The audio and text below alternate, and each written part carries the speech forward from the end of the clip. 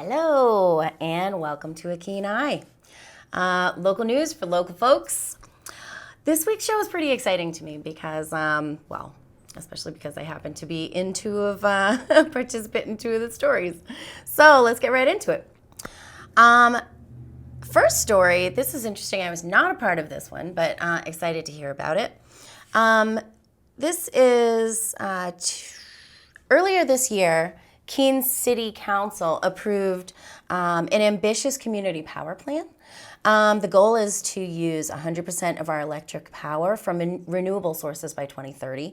And then transportation and thermal, according to this plan, would be sourced from renewables, entirely from renewables by 2050. Tuesday evening, options for moving forward were presented to the community at a public hearing. And these options covered 4 levels ranging from 100% renewable. And as you can see in the screenshot, there are, let me see, this is pulled from the Sentinel. Rate changes range from an average of $3 per month decrease if we make no change to an average increase of $23 per month if we switch to 100% renewable sources. Mia Summerston, who wrote about this in the Keene Sentinel, clarifies in her article that these changes apply only to those who use Eversource, the default provider, and that consumers can opt out if they choose. While there's currently a bill in the New Hampshire House, HB 315, that would have limited the ability of communities to create these kinds of community power programs, the legislation is currently being amended, and if passed as amended, these limitations would be eased. So we get to see what happens from that and what decisions are made. But it's nice to know what our options are, and if you have a strong opinion about that, reach out to the City Council. Because it looks like they're going to be voting on that pretty soon. Next story up is the Keene Democratic Committee just had their annual caucus. So Wednesday evening, New Hampshire Democratic Party hosted the caucus for officers and delegates to the Keene Democratic Committee. Those elected will serve for 2 years. A record 161 participants registered for the caucus. Registration for the virtual caucus is not limited to Keene residents, but voting was limited, of course, to registered Keene Democrats. So registered Democrats who reside in Keene and are registered as in the city of Keene, as confirmed prior to the caucus. After a bit of a snag in the beginning of the meeting concerning the capacity on Zoom, because everything is virtual nowadays, we need to know that enough people are available for that. There were not enough spaces for the amount of people who came. It was limited to 100, so a lot of people were trying to get in. So there was a bit of a snafu. But it was moved to another person who had an account that was able to handle that larger capacity. And in the end, there were 114 people who participated in the caucus, or 114 people who are participants on the call.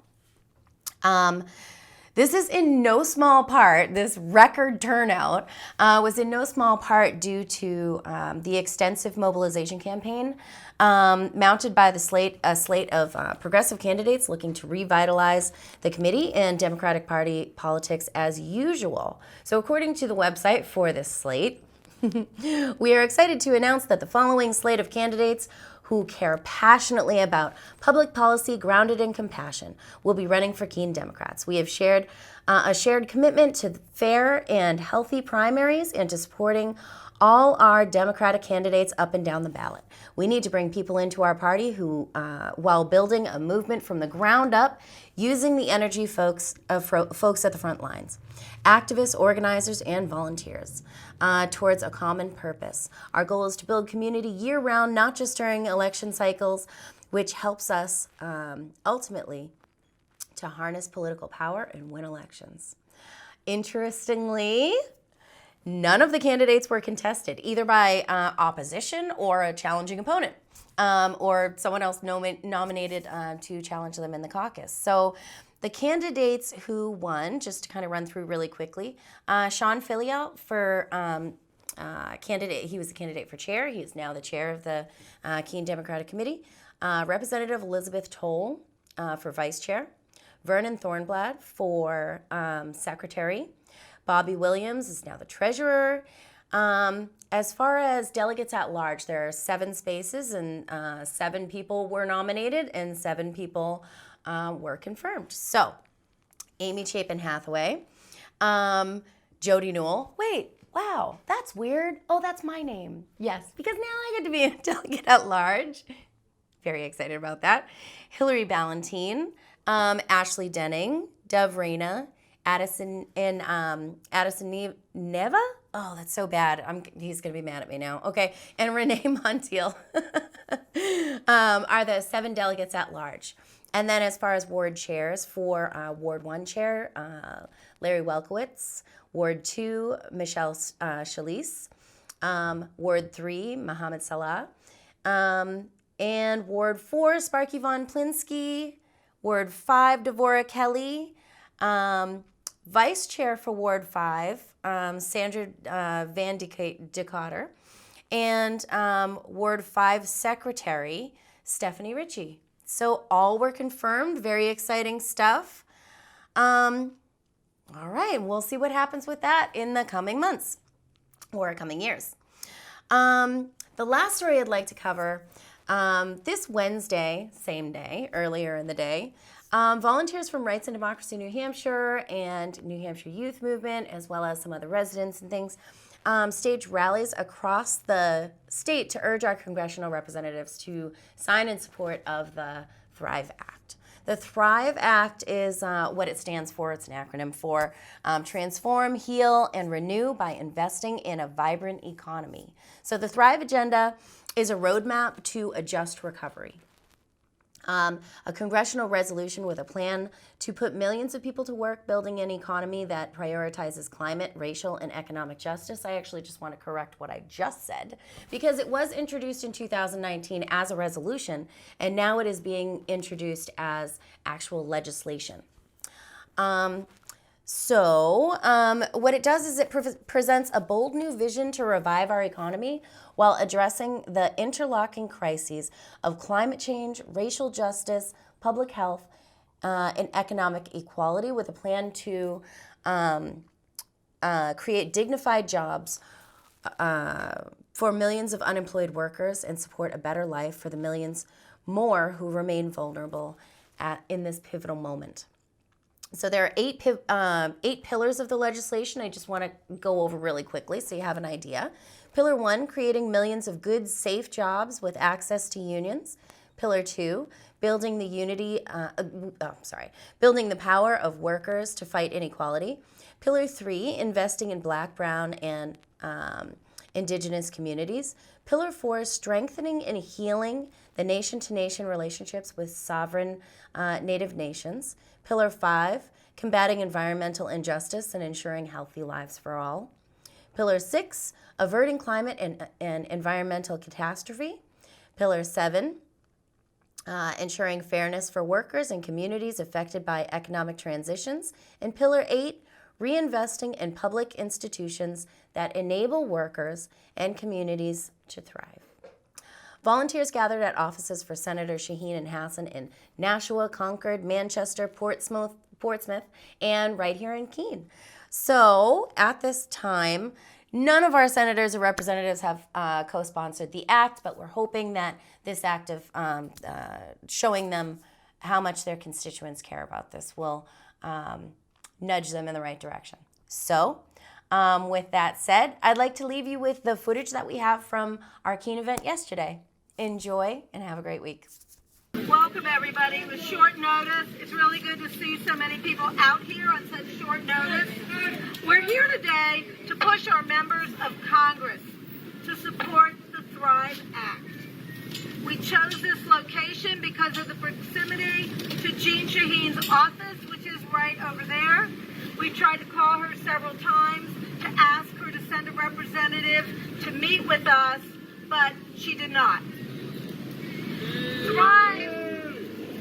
Thrive addresses four intersecting crises: the climate crisis, racial inequity, health care justice, and mass unemployment.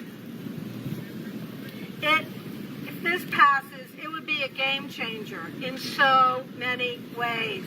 Here are just some points on it. It would invest $10 trillion over 10 years fighting the climate crisis, creating good union jobs, making huge moves towards racial equity in this country, provide us clean energy by 2035. 40% of the investment would be to Black, Indigenous, and people of color. It would result in millions of jobs, modernize buildings to reduce pollution, protect our wetlands, and revitalize important public services. We're going to have three short speakers today. They will introduce themselves. We will have Jody Newell from Rights and Democracy, Doug Robertson of New Hampshire Youth Movement, and we're going to start out right now with Maddie Springfield of New Hampshire Youth Movement. Woo! Ow! Woo! Ready? Hello everyone, how are we doing today? Doing all right. My name is Maddie Springfield and I work with New Hampshire Youth Movement. I am the Keene Hub organizer, so I organize this area of New Hampshire. I wanted to start off today with a letter I wrote for Jean Shaheen. Dear Senator Shaheen, my name is Maddie and I am 22 years old. Actually, I'm going to do my mask off. If you don't mind. Yeah, you got some space. Socially distanced. I got 2 masks on. Sorry. My name is Maddie and I am 22 years old. And I'm tired. I'm tired of politicians not considering the young people who will have to live with and are already living with the consequences of their inaction. That's right. As I stand here today, I don't want to bring a child into this world. Why would I? Every year goes by and nothing changes. Every year becomes the hottest year on record, and natural disasters continue to become more deadly and more frequent. Every year, forest fires scorch more of our land, and the air we breathe becomes even more toxic. Every year, more innocent lives are lost in the hands of racial injustice. All right. Millionaires like you continue to forget that a $7.25 minimum wage is straight up inhumane and unlivable. We need and deserve better. We deserve basic human rights. Rights to a clean planet, healthcare, equality, and living wage jobs. You say you care about these issues. You say you understand climate change is a crisis. But what are you actually doing to address it, other than empty words and empty promises? Too often, the blame is put on climate deniers. But it is just as bad, if not worse, for someone like you to say you understand the scope of the crisis, but choose not to address it on the scale that we need. I'm not going to stand here and ask you to fight for a livable future, because our world is already unlivable. People are already dying and suffering as a result of capitalistic greed and white supremacy. I am going to ask you to sign on to the Thrive Agenda, which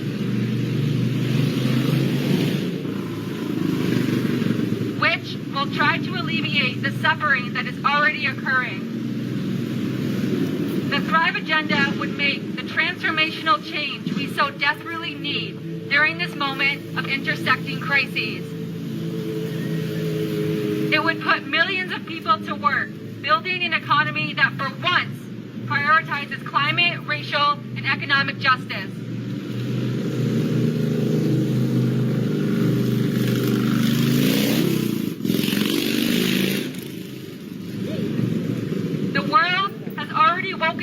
the injustices of today after the pandemic and Black Lives Matter uprising that has made clear that our current world is fundamentally unjust, unhealthy, and unstable. Everyone deserves the right to thrive, no matter the color of their skin, how much money they make, where they live, or when they were born. That's right. Dear Senator Shaheen, change is coming whether you like it or not. So step up or step aside, because we are building a world that works for all of us and not just a few. Go Maddie. Next we have Doug.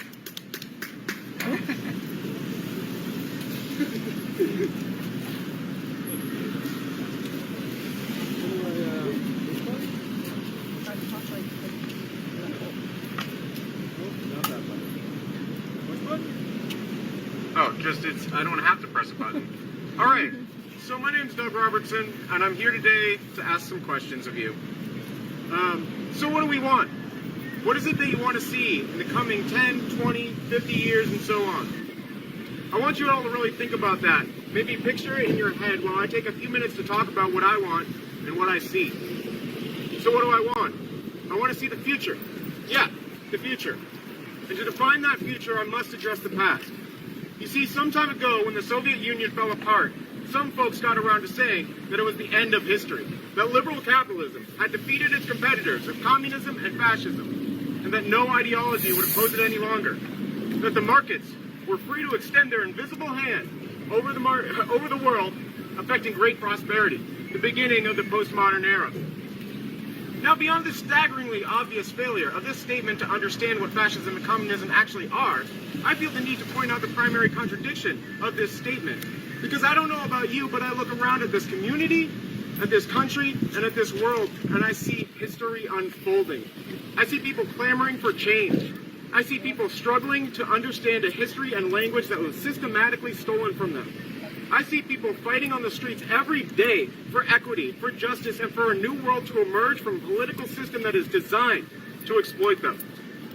History did not end with the fall of the Soviet Union, because the system that developed out of that supposed victory for the United States was not a people's victory. It was a victory for shareholders, for CEOs, for hedge funds, for private prisons, and it has become the most monstrously unequal, exploitative system the world has ever seen. So as we stand here staggering into the 2020s, I believe that we have come to the end of the postmodern era. I believe that we have begun what we can call the pre-futurist era, because the world is on fire. And we, the youth of this world, and our allies are struggling to give rise to the future.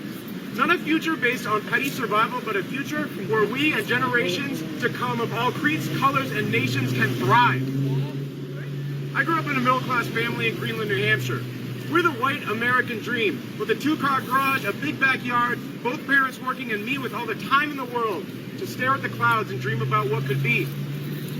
My dad and I watched Star Trek a lot, and I remember just knowing that a future like that had to happen. A moneyless society where curious people work together with aliens to explore space around them, boldly going where no man had gone before.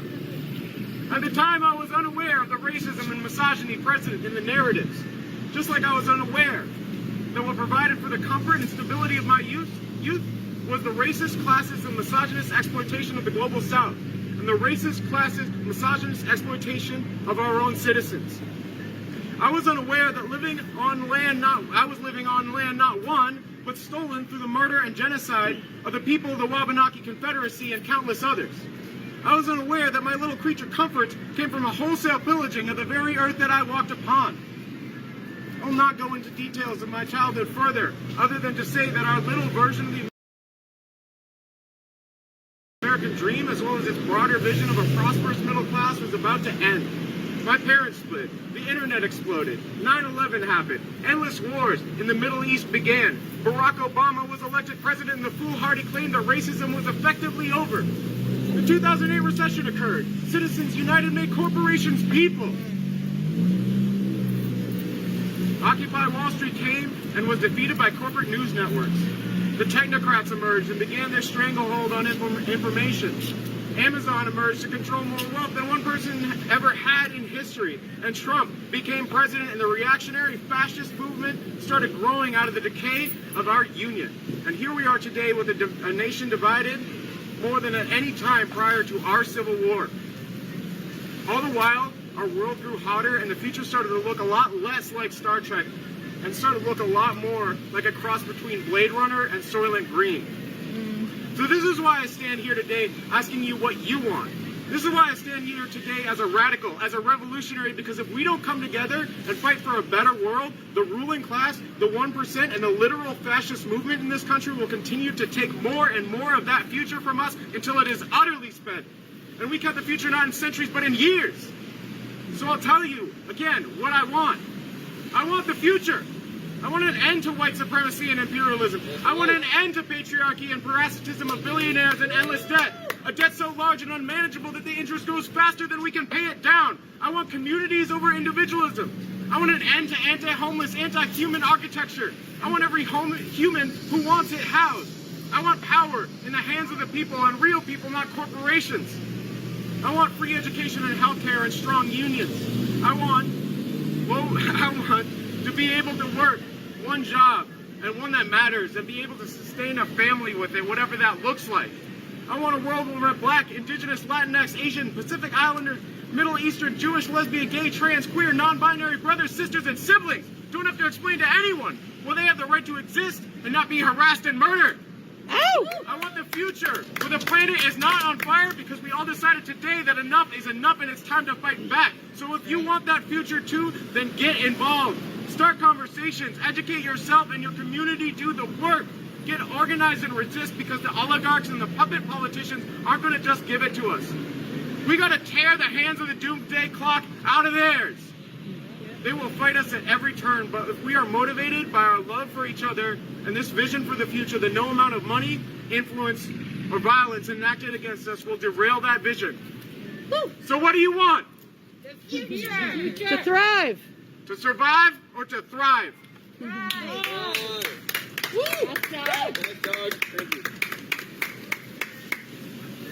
Woo. I need to push anything or just drop it to it? Okay. Woo! There, Jody. All right, Jody. Hello, everyone. My name is Democracy, New Hampshire. There are so many reasons to support the Thrive Act. Why? It is absolutely essential. But I'm here to share a particular perspective. That is, I'm a mom. My boys are the most important thing to me in the world. They are literally the reason I'm alive, having kept me going through hardship and tragedy. And they're the reason why I speak up in situations like this, because it's their future that's on the line. You know, as a mom, I have momisms, you know. When my kids screw up, for example, I say, everyone makes mistakes. What matters is how you handle it. So when it inevitably happens, you need to own it, make amends, and move forward in a good way. Our country is reckoning in a huge way with its past mistakes. In America, we haven't just made some mistakes. In fact, we have an extremely oppressive and horrific past, and we need to own that. And more than that, we need to look at how the sins of our past live on in our current institutions and culture. I believe more and more people are opening their eyes to see what marginalized communities have known all along. That in the absence of truly owning our past, we have let institutional and systemic marginalization continue. In fact, all around us, we're seeing the consequences of not owning our mistakes. We see it in the disproportionate impact of the pandemic on poor and BIPOC communities. The simultaneous outpour of support for teachers, medical personnel, and essential workers as they put their lives on the line, while states cut their funding, send them to work ill-protected, and deny them the assurance of a wage they can live on. The lack of actual health care coverage and subpar working conditions. We see it in the environmental destruction, the looming climate threat and pollution. What sets the Thrive agenda apart is that it takes a serious look at the harm we as a society have inflicted. It centers making amends in our endeavor to move forward in a good way. So you see why I love the momism, right? Because it's not just a cliche. It's a roadmap for healing. In order to move forward in a good way, to create a future that I believe would allow my boys to thrive, I need your help, Senator Shaheen. You say you prioritize jobs in the economy? This plan would create 16 million jobs, and those would be good jobs in safe workplaces, earning family-sustaining wages and benefits, and so importantly, access to you.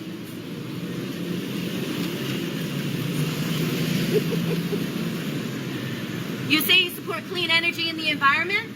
Well, this plan aims to limit our contribution to global warming, expand clean, renewable energy, and increase climate resilience. You say you support healthcare? Check. Small businesses and entrepreneurship? Check. Senator Shaheen, this is what we've been waiting for. This is how we heal, not just from the pandemic, but from centuries of harm done to BIPOC communities, the environment, and our health. You know, if there's one thing I've learned as a parent, it's that you can't break a promise. A promise broken erodes trust, and that is extremely difficult thing to repair. Blah, blah, blah, but you get me. I'm here today to ask you to fulfill your promise to the people of New Hampshire, to the next generation, and to sign on and support the Thrive Agenda. We need a representative that we can trust to fight for our future in D.C.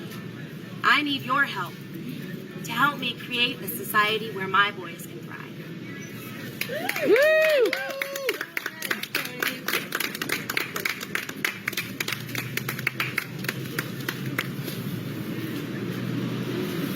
Thing makes it all so fun. Thank you to Maddie and to Doug and to Jody for their thoughts today. I want everyone to know that this is not a bill that is only being touted by progressives. There are moderate Democrats that are behind this. Chuck Schumer, Cory Booker, Kirsten Gillibrand, they are all behind this bill. They are not the progressive luminaries of our Congress, and yet they're behind it. So there's no reason why our delegation isn't. And that is where we are now. We're putting this in your hands now. It's time to act. We need to demand that our congressional delegation supports the Thrive Act. Jean Shaheen is not behind it, and she needs to get behind it. That's right. Maggie Hassan is not behind it, and she needs to get behind it. That's right. That's right. And Annie Custer is not behind it, and she needs to get behind it. Yeah. Right there, you can take your camera, you can take a picture of their phone numbers, give them a call. The nice person that answers the phone makes it nice and easy for you. Be nice to the person that answers the phone. They're not the ones to be yelling at. Please be nice to them. They need a nice person on the phone. They get yelled at all day. But please call all three of them. 3 calls. Bing, bing, bing. You can also Google each of them. It's really easy to do. You click on contact and you send them an email. Do both, please. It's really in your hands. It's in all of our hands. And please spread the word about the Thrive Act. Thank you for taking action, and thank you all for coming today. Woo! ThriveAgenda.org.